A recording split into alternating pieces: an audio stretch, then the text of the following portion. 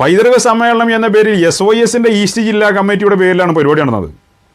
ഉമർ ഫൈസി ഉസ്താദ് മറുപടി പറഞ്ഞത് അവിടെ പ്രസംഗിച്ച സമദ് പൂക്കോട്ടൂരിനുമായി പ്രസംഗവുമായി ബന്ധപ്പെട്ടാണ്.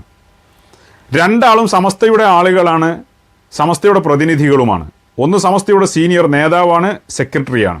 സമദ് പൂക്കോട്ടൂരിനെ പോലുള്ള ഒരാൾ സമസ്തയുടെ വേദി ഉപയോഗിച്ചുകൊണ്ട് അബദ്ധം വിളിച്ചു പറഞ്ഞാൽ അത് തിരുത്താനും ശാസിക്കാനും അതിൻ്റെ യാഥാർത്ഥ്യം പറഞ്ഞു കൊടുക്കാനുമുള്ള അധികാരമുള്ള ആളാണ് ബഹുമാനപ്പെട്ട ഉമർ ഫൈസി ഉസ്താദ്. ഉമർ ഫൈസി ഉസ്താദ് അതിൻ്റെ കൃത്യമായ വിവരം പറഞ്ഞു. സമസ്തക്കാരുടെ ഇടയിലുള്ള ഒരു ചർച്ചയായിട്ട് പോകേണ്ട ഒരു വിഷയമാണത്. ഉടനെ കയറിയതാ ആദ്യം ജബ്ബാർ ഹാജി വരുന്നു, പിന്നെ വരുന്നു ഷാഫി ചാലിയം. ഇവർക്ക് ഇതിലെന്താണ് റോള്? അത് ചിന്തിക്കേണ്ട ഒരു വിഷയമാണ്. ജബ്ബാർ ഹാജിനെ സംബന്ധിച്ചിടത്തോളം നമുക്കറിയാം, ഇപ്പോൾ സമസ്ത കേരള ജമിയത്തുൽ ഉലമ CIC-യുമായി ബന്ധപ്പെടുത്ത് തീരുമാനമെടുത്തപ്പോൾ എടവണ്ണപ്പാറ റഷീദിയ അറബി കോളേജ് എന്ന സമസ്തയുടെ സ്ഥാപനം സമസ്തയിൽ നിന്ന് അടർത്തി CIC-ക്കാർക്ക് കൈമാറാൻ ചാരപ്പണിയെടുത്ത ആളാണ് ഈ ജബ്ബാർ ഹാജി. അപ്പോൾ പിന്നെ അയാളുടെ താല്പര്യം അറിയാലോ. ബഹുമാനപ്പെട്ട മുക്കം ഉമർ ഫൈസി ഉസ്താദിനെ സമസ്തയുടെ മുശാവറയിൽ നിന്ന് പുറത്താക്കാൻ വേണ്ടി പ്രമേയം അവതരിപ്പിച്ച എടവണ്ണപ്പാറ സമ്മേളനത്തിൻ്റെ മുഖ്യ സൂത്രധാരൻ ഇയാളാണ്. അപ്പോൾ ഇയാളുടെ ലക്ഷ്യം നമുക്കറിയാം. ഇയാൾ ലീഗിൻ്റെ വക്താവായി നിന്നുകൊണ്ട് സമസ്തയുടെ ഈ ആഭ്യന്തര വിഷയങ്ങളിൽ ഇയാൾ എന്തിനാണ് ഇടപെടുന്നത്? അത് മുസ്ലിം ലീഗിൻ്റെ ഉത്തരവാദിത്തപ്പെട്ട നേതാക്കൾ ആ വിഷയം ശ്രദ്ധിക്കേണ്ടതും കൈകാര്യം ചെയ്യേണ്ടതല്ലേ? എന്താ കോൺഗ്രസ്സുകാർ സമസ്തയുടെ കാര്യത്തിൽ ഇടപെടാത്തത്? ഇവിടെ കേരളത്തിൽ വേറെ രാഷ്ട്രീയ പാർട്ടികളുണ്ടല്ലോ, അവർക്കൊന്നും സമസ്തയുടെ വിഷയത്തിൽ നിങ്ങൾക്കുള്ള ഈ ചൊറിച്ചിൽ അവർക്കൊന്നും ഇല്ലല്ലോ. മാത്രമല്ല ഷാഫി ചാലിയം വന്നു. ഷാഫി ചാലിയം വലിയ വർത്താനം പറയാണ്. ഷാഫി ചാലിയം കുറച്ച് കടന്നു പറയുക ചെയ്തത്. ഉമർ ഫൈസി ഉസ്താദിനെ മുശാവറയിൽ നിന്ന് പുറത്താക്കണമെന്നാ, എടുത്ത് പുറത്തെറിയണമെന്നാണ് അവൻ പറഞ്ഞത്. ഷാഫി ചാലിയം ഉമർ ഫൈസി ഉസ്താദിൻ്റെ പ്രസംഗം ഏതായാലും കേട്ടിട്ടില്ല എന്ന് അവൻ്റെ ആ വിറയലും പ്രഷറും കാണുമ്പോൾ മനസ്സിലാകുന്നുണ്ട്. ഓൻ ചാനലിൽ വന്ന സെക്കൻഡുകൾ മാത്രമേ കേട്ടിട്ടുണ്ടാവുള്ളൂ. അതുകൊണ്ടാണ് ഓൻ ആ പ്രഷർ വിറയലൊക്കെ വരുന്നത്. അത് മനസ്സിലാവും. പ്രസംഗം മുഴുവൻ കേട്ടാൽ ഒരാൾക്കും ഉമർ ഫൈസി ഉസ്താദിനെ വിമർശിക്കാൻ പോലും കഴിയില്ല. അപ്പോൾ പാണക്കാട്ടുകാരോടുള്ള സ്നേഹം മൂത്തിട്ട് ഇത് കേട്ട് തെറ്റിദ്ധരിച്ചുകൊണ്ടാണ് ഷാഫി അങ്ങനെ പ്രസംഗിച്ചത്, അല്ലെങ്കിൽ അങ്ങനെ വൈറ്റ് കൊടുത്തത് എന്ന് നമുക്ക് വിചാരിക്കാം. പ്രസംഗം നടത്തി ചെയ്തിട്ടുണ്ടല്ലോ. എന്നാൽ ബഹുമാനപ്പെട്ട സയ്യിദ് ഹൈദർ അലി ശിഹാബ് തങ്ങളുടെ മകൻ മുഈൻ അലി ശിഹാബ് തങ്ങളെ ഇതേ പാർട്ടിയുടെ പ്രധാനപ്പെട്ട ഒരു വ്യക്തി ഇതേ പാർട്ടിയുടെ ഓഫീസിൽ കയറി വന്നുകൊണ്ട് രൂക്ഷമായ തെറി വിളിച്ചു, ചന്തഭാഷയിൽ തെറി വിളിച്ചു. നമ്മൾ ഒരു സാഫിനി ഒരു കോഫിനി അവിടെ ഒന്നും കണ്ടിരുന്നില്ലല്ലോ. അയാൾക്കെതിരെ വിമർശനം ഉന്നയിക്കുന്നത് നമ്മളാരും കണ്ടിട്ടില്ലല്ലോ. അപ്പോൾ പിന്നെന്താ ഈ പാണക്കാട് സ്നേഹം ഉണ്ടായിരുന്നില്ലേ? ആരാണ് ആ തെറിവിളിക്ക് പ്രചോദനം കൊടുത്തതും ആളെ വിട്ടതെന്നൊക്കെ കേരളത്തിലുള്ള എല്ലാവർക്കും അറിയാവുന്നതാണ്. അയാളെ സംരക്ഷിച്ചതാരാണ്, ഇപ്പോഴും സംരക്ഷിക്കുന്നത് ആരാണോ എന്നും എല്ലാവർക്കും അറിയാവുന്നതാണ്.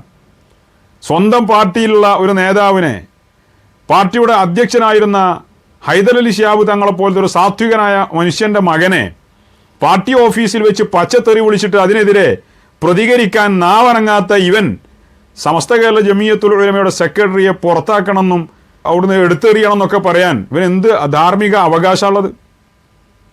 അപ്പോൾ ഇത് പാണക്കാട് സ്നേഹം കൊണ്ടല്ല എന്ന് മനസ്സിലാക്കാം. അതേപോലെ അബ്ദുള്ള ജമാഅത്തെ ഇസ്ലാമിയുടെ ഇപ്പോൾ അവരുടെ കൂട്ടുകക്ഷിയായ ഷാഫി ചാലിയത്തിൻ്റെ വഹാബി പ്രസ്ഥാനത്തിൻ്റെ സഹോദര പ്രസ്ഥാനമായ ജമാഅത്തെ ഇസ്ലാമി, അതിൻ്റെ നേതാവായിരുന്ന അബ്ദുള്ള എന്താ പാണക്കാട്ടുകാർക്കെതിരെ അബ്ദുള്ള പറഞ്ഞത്? അബ്ദുള്ള പറഞ്ഞതുപോലെ പാണക്കാട് സയ്യിദന്മാർക്കെതിരെ ആരെങ്കിലും സംസാരിച്ചിട്ടുണ്ടോ? തെളിവുണ്ടെന്ന് അയാൾ പറഞ്ഞത്. വളരെ മോശമായ ആരോപണമാണ് അയാൾ നടത്തിയത്. നമ്മൾ ആ ആരോപണം ഉന്നയിക്കുന്നില്ല, എടുത്തു പറയണമില്ല. പക്ഷേ അയാൾ ഉന്നയിച്ച ആരോപണം ഏകദേശം ആളുകൾക്കൊക്കെ കേട്ടിട്ടുണ്ടാവുമല്ലോ. സോഷ്യൽ മീഡിയ അത് വ്യാപകമായി പ്രചരിച്ചതുമാണ്. ഈ ഷാഫി ചാലിയത്തെയോ ജബ്ബാർ ഹാജിയെയോ ഒരു ഷജറപ്പാൽ കുടിച്ച ആളുകളെയും നമ്മൾ അവിടെ കണ്ടില്ലല്ലോ. അപ്പോൾ പിന്നെ പാണക്കാട് പ്രേമത്തിൻ്റെ പേരിലാണെങ്കിൽ അബ്ദുള്ളനെ അടക്കിയിരുത്തണ്ടേ? അബ്ദുള്ളക്കെതിരെ നിയമ നടപടി എടുക്കണ്ടേ? കേസ് കൊടുക്കണ്ടേ? ഇവിടെ ഉമർ ഫൈസി ഉസ്താദ് ഇതൊന്നും ചെയ്തിട്ടില്ല. പാണക്കാട്ടുകാരെ ആക്ഷേപിച്ചിട്ടില്ല, വിമർശിച്ചിട്ടില്ല, പരിഹസിച്ചിട്ടില്ല. സമസ്തയുടെയും പാണക്കാട് സയ്യിദന്മാരുടെയും ബാഫക്കൈ തങ്ങളടക്കമുള്ളവരുടെയും പൂർവ്വകാല ചരിത്രം വിവരിച്ചു. അവരുടെയൊക്കെ നിലപാടുകൾ വിവരിച്ചു കൊടുത്തു. സമസ്തയോട് അവർ സ്വീകരിച്ച സമീപനങ്ങളെക്കുറിച്ച് പറഞ്ഞു കൊടുത്തു. ഇതാണ് ഉമർ ഫൈസി ഉസ്താദ് ചെയ്തിട്ടുള്ളൂ. ആ ഉമർ ഫൈസിക്കെതിരെ സമസ്ത വിരുദ്ധ ലോബികൾ ചാനലുകാർക്ക് എത്തിച്ചു കൊടുത്ത സെക്കൻഡുകൾ മാത്രമുള്ള ഒരു ക്ലിപ്പ് കേട്ടിട്ട് ആ പ്രസംഗവുമായി ഒരു ബന്ധവുമില്ലാത്ത, പ്രസംഗത്തിൽ പറഞ്ഞ ആശയവുമായി ഒരു ബന്ധവുമില്ലാത്ത ആ ക്ലിപ്പ് കേട്ടിട്ട് ഷാഫി ചാലിയത്തിനെ പോലുള്ള ആളുകൾ കിടന്ന് ഇതുപോലെ കോമരം തുള്ളുമ്പോൾ ആ പ്രസ്ഥാനത്തിൻ്റെ ഉത്തരവാദിത്തപ്പെട്ട ആളുകളെങ്കിലും ആ ചങ്ങായിനെ വിളിച്ചിട്ട് ഉപദേശിക്കണ്ടേ? സാഫി ഇജാ വിചാരിച്ച മാതിരി അല്ലാതെ പ്രസംഗിച്ചിട്ടുള്ളതെന്ന് പറഞ്ഞു കൊടുക്കണ്ടേ? അപ്പോൾ സമസ്ത കേരള ജമിയത്തുൽ ഉലമയുടെ മുശാവറക്കെതിരെ എന്നിട്ട് ഇവന് ആരോപണം ഉന്നയിക്കുക. ഇവന് വേറൊരു താല്പര്യമുണ്ട്. അവൻ നിലകൊള്ളുന്ന പ്രസ്ഥാനം എന്ന് പറഞ്ഞാൽ വഹാബി പ്രസ്ഥാനം. വഹാബികളെ സംബന്ധിച്ചിടത്തോളം ആദർശപരമായി നേർക്കുനേർ സമസ്ത കേരള ജമിയത്തുൽ ഉലമയുമായി ഏറ്റുമുട്ടാൻ അവർക്ക് കഴിയില്ല എന്നത് ഉറപ്പാണ്. അതുകൊണ്ട് തന്നെ സമസ്ത കേരള ജമിയത്തുൽ ഉലമയുടെ പ്രവർത്തനങ്ങൾ ഇവിടെ ശക്തമായാൽ സുന്നത്ത് ജമാഅത്ത് ശക്തി പ്രാപിക്കും, അതവരെ തകർക്കും. അപ്പോൾ സമസ്തയുടെ പ്രവർത്തനങ്ങൾ മുരടിപ്പിച്ച് കളയാൻ വേണ്ടി എന്തൊക്കെ ചെയ്യാൻ പറ്റുമോ അതിനുള്ള ശ്രമങ്ങളൊക്കെ അവർ നടത്തും. ആ താല്പര്യം ഷാഫിക്കും ഉണ്ടാവും. കാരണം എന്താ? സുന്നത്ത് ജമാഅത്തിൻ്റെ നേതാക്കളെ, ആലിമീങ്ങളെ, പണ്ഡിതരെ രൂക്ഷമായി വിമർശിച്ച് ഇവിടെ തർക്കങ്ങൾ ഉണ്ടാക്കിക്കൊണ്ടിരിക്കുക. അല്ലെങ്കിൽ മതപരമായി മറ്റൊരു സംഘടനയെ, വഹാബി പ്രസ്ഥാനത്തെ ആദർശ പ്രസ്ഥാനമായി സ്വീകരിച്ച ഷാഫി സുന്നത്ത് ജമാഅത്തിൻ്റെ സമസ്ത കേരള ജമിയത്തുൽ ഉലമയുടെ നേതാക്കളുടെ വിഷയങ്ങളിൽ സംസാരിക്കാൻ ഇവനെന്താ അവകാശമുള്ളത്? അപ്പോൾ ഇവരുടെ താല്പര്യം അതാണ്. ഇത് പൊതുസമൂഹവും സുന്നത്ത് ജമാഅത്തിൻ്റെ സാധാരണക്കാരായ ആളുകളും തിരിച്ചറിയേണ്ടതാണ്. എന്നിട്ട് രാഷ്ട്രീയ ജ്വരത്തിൻ്റെ പേരിൽ ഇവനെ പോലുള്ള ആളുകൾ സമസ്തയുടെ നേതാക്കൾക്കെതിരെ നടത്തുന്ന ആരോപണങ്ങൾക്ക് മൗനാനുവാദമോ അല്ലെങ്കിൽ അതിന് സപ്പോർട്ടോ ചെയ്തു കൊടുത്തുകൊണ്ടിരിക്കുക, അറിയാതെ വിഡ്ഢികളായ കുറേ ആളുകൾ. അതുതന്നെയാണ് അവരുടെ ലക്ഷ്യവും. ഇവരൊക്കെ ലീഗിനെ പൊളിക്കാൻ നടന്ന ആളുകളാ. INL നിന്ന് ലീഗിനെ പൊളിക്കാൻ വേണ്ടി കാലങ്ങളോളം പ്രവർത്തിച്ച് ഒരു നിലക്കും മുന്നോട്ട് പോകാൻ കഴിയുന്നില്ല എന്ന് കണ്ടപ്പോൾ അകത്ത് കയറി പൊളിക്കാം എന്ന് കരുതി വന്ന ആളുകളാണ്. അവരെ കയ്യിലാണ് ഇപ്പോൾ ആ പ്രസ്ഥാനത്തിൻ്റെ താക്കോൽ തന്നെ ഏൽപ്പിച്ചു കൊടുത്തിട്ടുള്ളത്. പിരിച്ചുവിടാൻ ആഹ്വാനം ചെയ്ത ആളുടെ കയ്യിലാണ് പ്രധാന കീ കൊടുത്തിട്ടുള്ളത്. അപ്പോൾ പിന്നെ അതിൻ്റെ ഇത്തരം ചില പ്രവർത്തനങ്ങൾ വരുന്നതിൽ നമ്മൾ ആശങ്കപ്പെടാനൊന്നുമില്ല, ആശ്ചര്യപ്പെടാനൊന്നുമില്ല. പിന്നെ ചില ഭീഷണികളാണ്.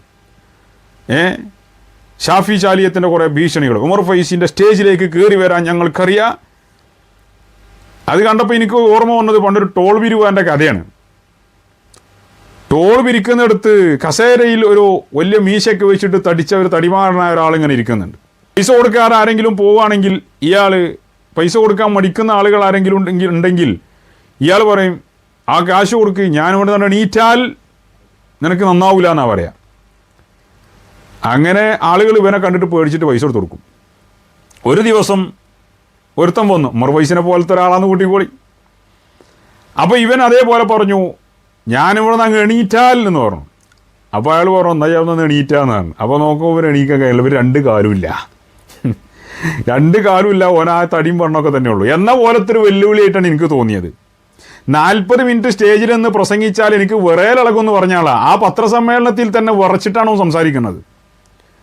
അപ്പോൾ ഏറ്റവും ചുരുങ്ങിയത് സമുദായ പാർട്ടിയുടെ നേതാക്കൾ ഇതുപോലത്തെ ആളുകൾക്ക് ഡയാലിസിസ് സെൻ്ററുകളും മറ്റു ചാരിറ്റി പ്രവർത്തനങ്ങളൊക്കെ നടത്തുന്ന കൂട്ടത്തിൽ ഇതുപോലത്തെ ആളുകൾക്ക് കാര്യബോധമില്ലാത്ത, സമൂഹത്തിൽ നടക്കുന്ന കാര്യങ്ങൾ എന്താണ് എന്നൊന്നും കൃത്യമായി നിരീക്ഷണം നടത്താതെ വായിൽ തോന്നിയതൊക്കെ വിളിച്ചു പറയുകയും സമസ്ത കേരള ജമിയത്തുൽ ഉലമയുടെ പണ്ഡിത നേതാക്കൾക്കെതിരെ ആരോപണങ്ങളും പരിഹാസങ്ങളും ഒക്കെ ഉന്നയിക്കുകയും കളവുകൾ പ്രചരിപ്പിക്കുകയും ചെയ്യുന്ന ആളുകൾ, ഇവർക്കൊക്കെ ആ കൂട്ടത്തിൽ പ്രഷറിൻ്റെ ഗുളിക കൂടെ വാങ്ങിക്കൊടുക്കണം എന്ന് വിനയപൂർവ്വം ഓർമ്മപ്പെടുത്തുകയാണ്.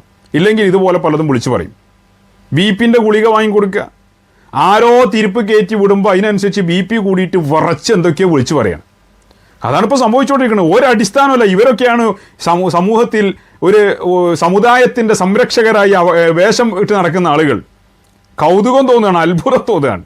അപ്പോൾ അത്തരം ഭീഷണികളൊന്നും അതൊന്നും സമസ്ത കേരള ജമിയത്തുൽ ഉലമയുടെ പ്രവർത്തകരോടോ ഇതിൻ്റെ പ്രഭാഷകരോടോ നടത്തി അങ്ങനെ അങ്ങോട്ട് വായടപ്പിച്ച് കളയാം എന്നൊന്നും ആരും വ്യാമോഹിക്കേണ്ട കാര്യമൊന്നുമില്ല. സാഫിൻ്റെ തടി ഒന്ന് നോക്കിയാൽ മതി, നിൻ്റെ തടി കാത്തോ എന്നാണ് പറയാനുള്ളത്.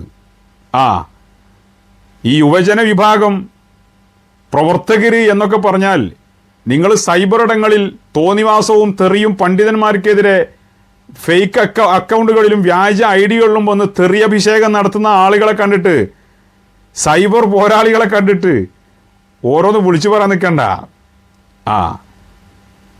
സുന്നത്ത് ജമാഅത്തും ദീനും ഹൃദയത്തിലുള്ള ആളുകൾ നിങ്ങളെ കുട്ടിക്കളിക്ക് നിന്നിരുന്നൊന്നും ആരും വിചാരിക്കണ്ട.